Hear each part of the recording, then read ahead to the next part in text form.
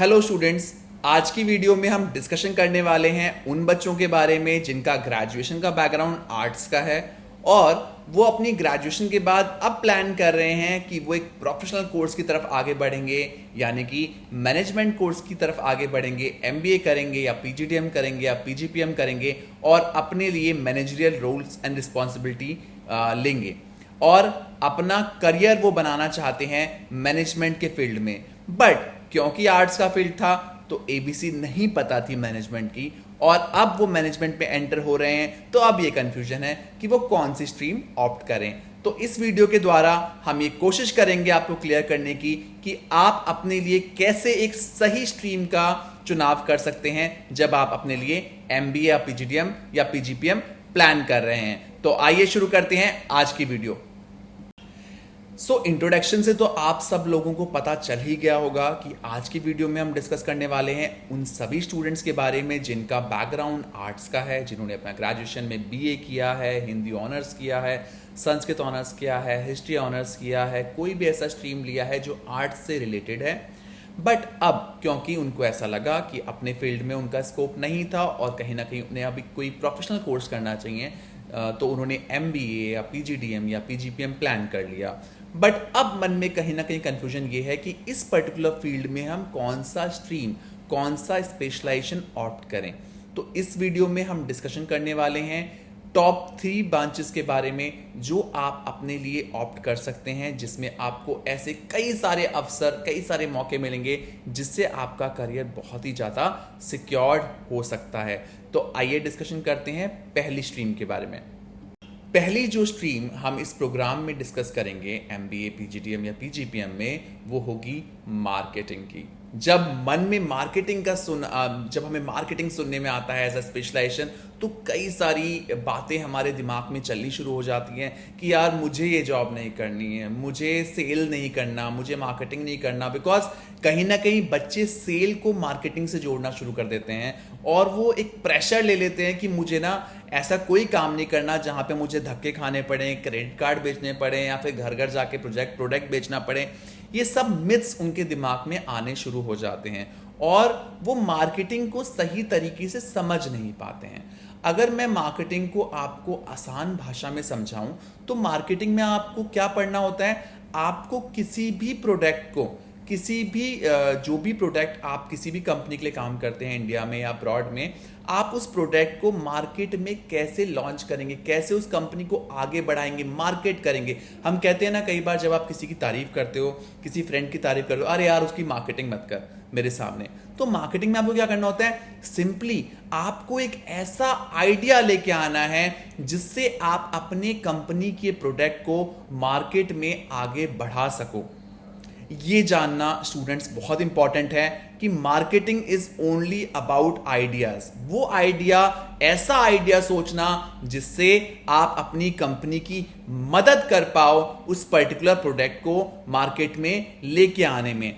Example, जैसे आपने एक पिक्चर तो देखी होगी कियन का, है ना, उसमें करीना कपूर का एक एग्जाम्पल था जहां पे वो मार्केटिंग मैनेजर थे एक बड़ी कंपनी के लिए, मल्टीनेशनल कंपनी के लिए।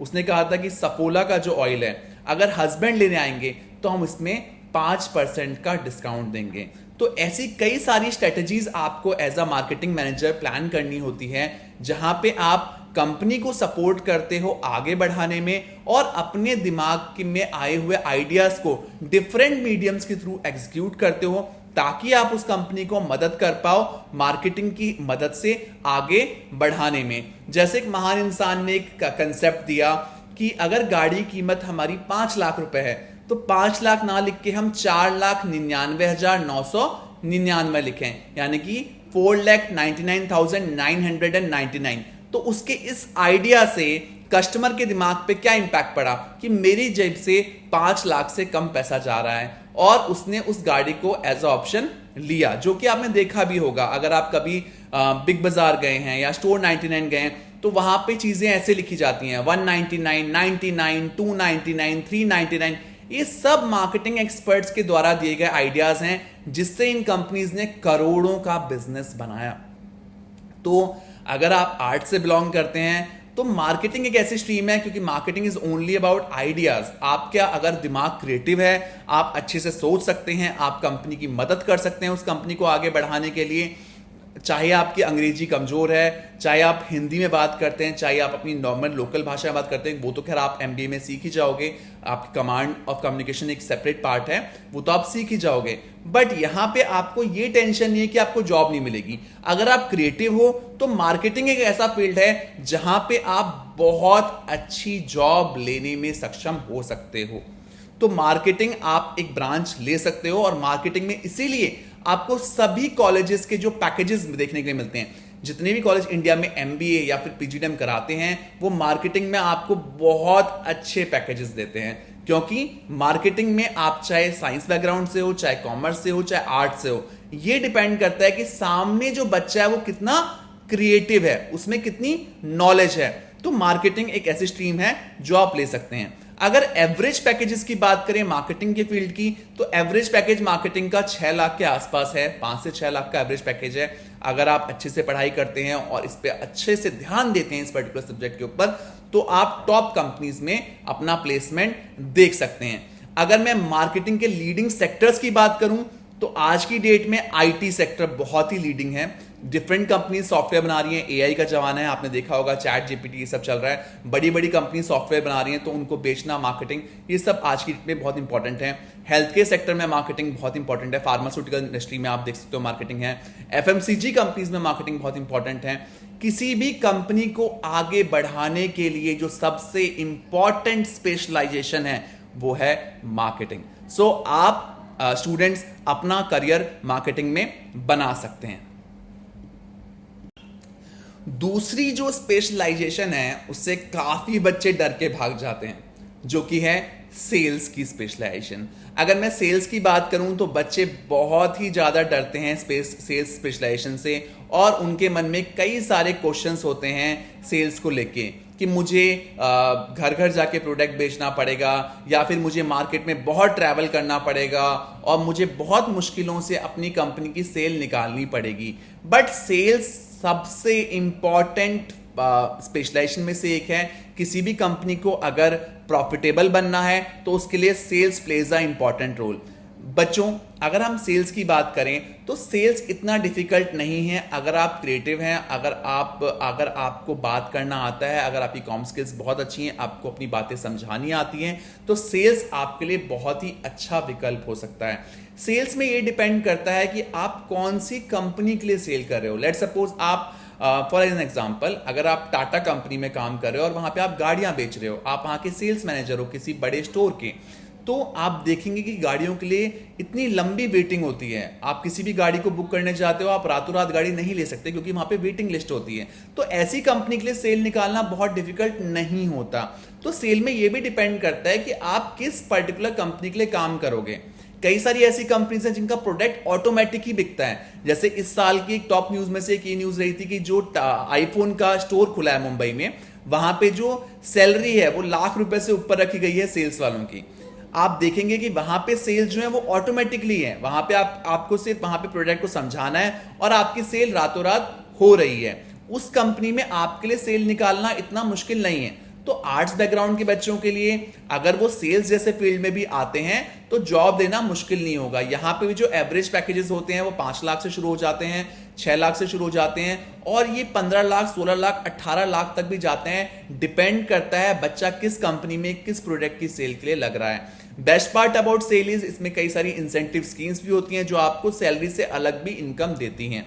तो आर्ट्स के फील्ड में अगर आप हैं तो सेल्स भी आप एक ऑप्शन ले सकते हो। प्रॉब्लम सिर्फ वहां आती है जहां पे हम ऐसे ब्रांड्स के लिए सेल्स की जॉब पकड़ते हैं जो कि नए हैं मार्केट में, क्योंकि उनको मार्केट जमाने में टाइम लगता है। और हमने एक चैप्टर जो प्रीवियस स्पेशलाइजेशन डिस्कस करी है मार्केटिंग की, जो पहली स्पेशलाइजेशन हम डिस्कस करी है, मार्केटिंग मार्केट में लॉन्च करती है प्रोडक्ट को, और सेल वाले मार्केटिंग के पॉइंट चिल्ला चिल्ला के बोलते हैं ताकि उस पर्टिकुलर सेल को बढ़ा पाए।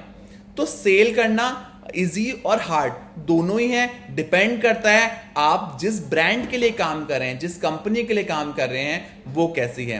तो सेल्स को भी आप अपना as a career option choose कर सकते हो अगर आप आर्ट्स बैकग्राउंड से हो तो। लास्ट जो स्पेशलाइजेशन हम डिस्कस करने वाले हैं अंडर टॉप 3 कैटेगरी, वो बहुत ही इंपॉर्टेंट होने वाली है उन बच्चों के लिए जिनको डर लगता है थोड़ा सा अपनी कम्युनिकेशन स्किल्स को लेके। कई बार बच्चे बोलते हैं मुझसे, हर साल ऐसे बच्चे टकराते हैं जो कहते हैं हमारी अंग्रेजी इतनी अच्छी नहीं है, हमारी हिंदी तो ठीक ठाक है, हम इंग्लिश समझ तो लेते हैं बट बोल नहीं पाते हैं। बट मैनेजमेंट एक ऐसी लाइन है जहां पे आपकी ओवरऑल पर्सनैलिटी बहुत इंपॉर्टेंट रोल प्ले करती है। बट इस स्पेशलाइजेशन में अगर आपकी कम्युनिकेशन थोड़ी बहुत हल्की फुल्की ठीक ठाक है तो भी आप एक अच्छी वैकेंसी ले सकते हैं। स्पेशलाइजेशन का नाम है सप्लाई चेन मैनेजमेंट। किसी भी प्रोडक्ट के बनने से लेकर कंज्यूमर तक पहुंचने तक की चेन को हम सप्लाई चेन कहते हैं, ठीक है। तो हर कंपनी की जो बैकबोन है वो क्या है? सप्लाई। आपकी सेल तो हो गई है, आपने 5 लाख का ऑर्डर तो उठा लिया है, बट अगर आप प्रोडक्ट पहुंचा ही नहीं पा रहे हैं तो आपकी कंपनी ठप हो जाएगी। तो किसी भी कंपनी को आगे बढ़ाने के लिए अपनी सेल्स के साथ साथ अपनी सप्लाई चेन को भी दुरुस्त रखना बहुत जरूरी है। सप्लाई चेन का बेस्ट पार्ट है, अगर आप यूपी से बिलोंग करते हैं तो आपको वैकेंसी वहां मिल जाएगी, अगर आपको महाराष्ट्र से बिलोंग करते हो वहां मिल जाएगी, बिहार से बिलोंग करते हो वहां मिल जाएगी, बिकॉज हर स्टेट में हमें सप्लाई चेन मैनेजर चाहिए। किसी भी बड़ी कंपनी को अगर अपना प्रोडक्ट को आगे बढ़ाना है तो उसे हर स्टेट में सप्लाई चेन मैनेजर रखना पड़ेगा। सप्लाई चेन मैनेजमेंट में आपको जो जॉब रोल्स मिल जाते हैं वो कंपनी के अंदर से लेके मार्केट से लेके काफी सारे रोल, डिफरेंट रोल मिलते हैं। इसके लिए हम एक सेपरेट वीडियो भी बनाएंगे ताकि आपको हम कंप्लीट इंफॉर्मेशन दे पाएं। सप्लाई चेन में जो वैकेंसी स्टार्ट होती है, जो एवरेज पैकेज होता है वो आपका 4 लाख से शुरू हो जाता है और 6 लाख 7 लाख तक चला जाता है। सप्लाई चेन के अंदर जो बेस्ट पार्ट है इस पर्टिकुलर डोमेन का वो ये है कि यहां पे आप अपनी होम ब्रांच में भी जॉब ले सकते हो, यानी कि जहां आपका घर है वहां भी ले सकते हो, प्लस मेट्रो सिटीज में भी काम कर सकते हो। तो आज की इस वीडियो में हमने डिस्कस किया ऐसी 3 ब्रांचेस के बारे में जो अगर आप आर्ट्स बैकग्राउंड से भी हो तब भी आप मैनेजमेंट में ले सकते हो और अपने लिए एक अच्छा करियर सिक्योर कर सकते हो। आशा करते हैं हम आपके काफी डाउट्स क्लियर कर पाए। स्टिल अगर आपका कोई डाउट रह गया है, कोई ऐसा पॉइंट रह गया है जो हमने डिस्कस नहीं किया और आपको उस पर एक फर्दर डिस्कशन चाहिए तो स्क्रीन पे आपको मेरा कांटेक्ट मिल ही गया होगा। आप हमसे कांटेक्ट कर सकते हैं और हमसे अधिक जानकारी ले सकते हैं। आशा करते हैं आपका दिन अच्छा रहे। Thank you so much for watching my video. Thank you.